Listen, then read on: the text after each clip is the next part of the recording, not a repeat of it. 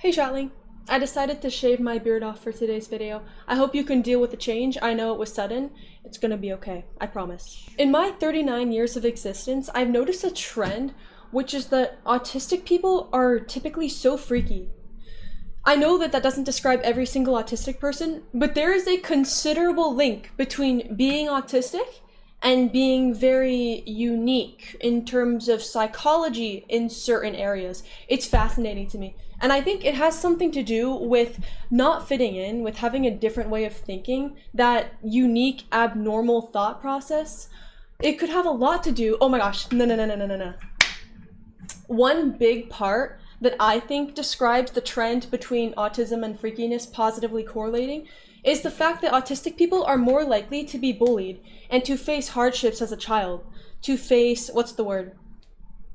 Adversity? Is that the word? I think it's adversity. You are more likely to face adversity in your developmental years if you are autistic.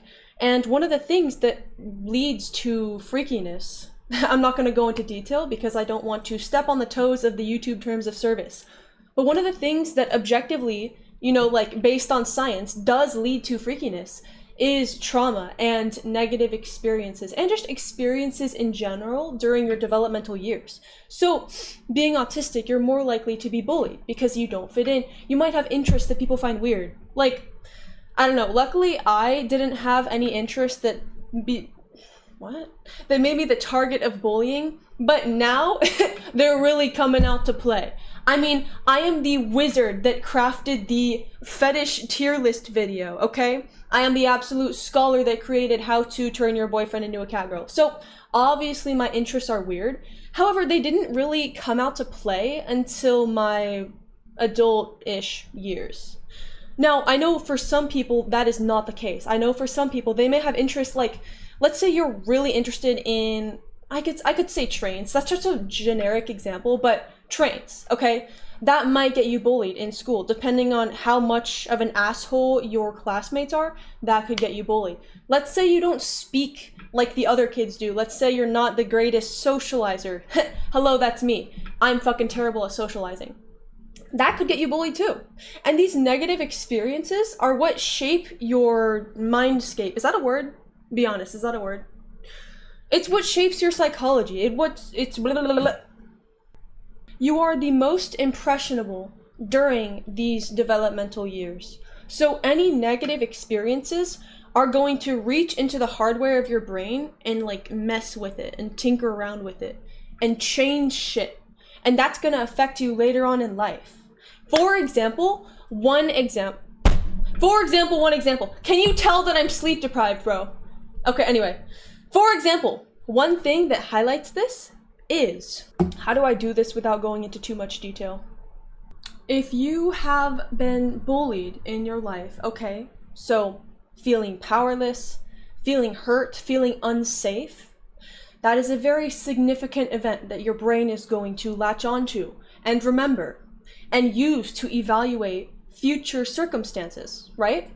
So because of that terrible powerless feeling, you are more likely to be interested in obtaining power later on, feeling safe because the power is now in your hands. Can you picture that dynamic? I'm not going into detail, but because this lack of power has been connected to a very negative emotion in your brain, feeling like, oh, I'm unsafe, somebody is bullying me, this is a very bad feeling, I want it to go away, and it's connected to feeling powerless and weak, you don't want that. You want it gone. You want the opposite. You want to be the one in control.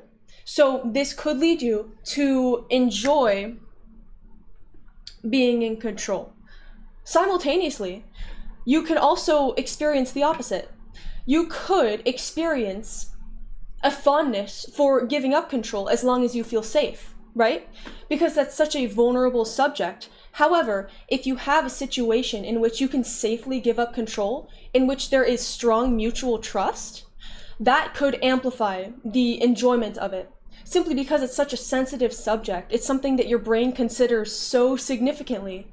And if you are able to filter that into a safe environment, into a space that your brain knows, okay, I can trust this person, I know that I'm safe, that could lead to certain enjoyment in certain areas, and I am euphemizing and choosing to not use the proper nomenclature, okay? Okay.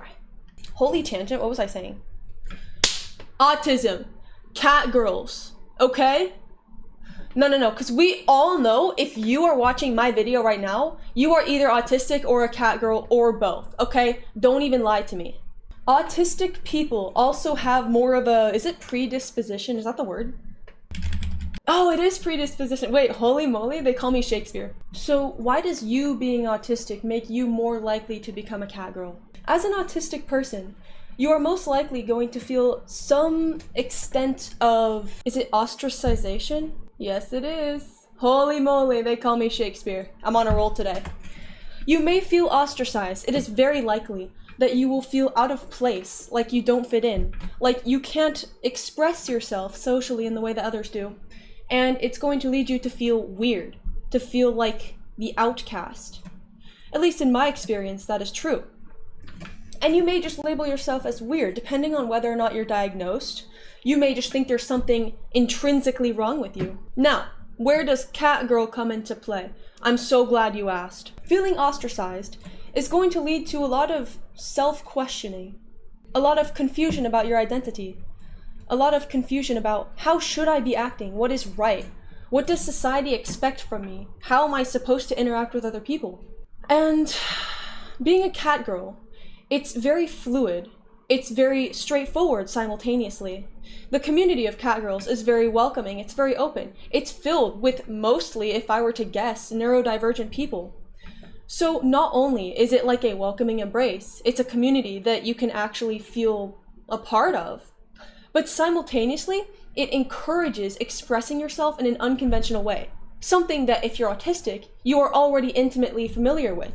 Expressing yourself in a way that doesn't align with what other people do. You've already struggled with not knowing how to socialize like everybody else, not knowing how to fit in properly. Well, here, in the catgirl community, you're not supposed to fit in with what everybody else is doing. You're wearing fucking cat ears. The rules of being a catgirl are much easier to understand. For example, if you and somebody else are in a community of people that are catgirls, you can meow to them, alright?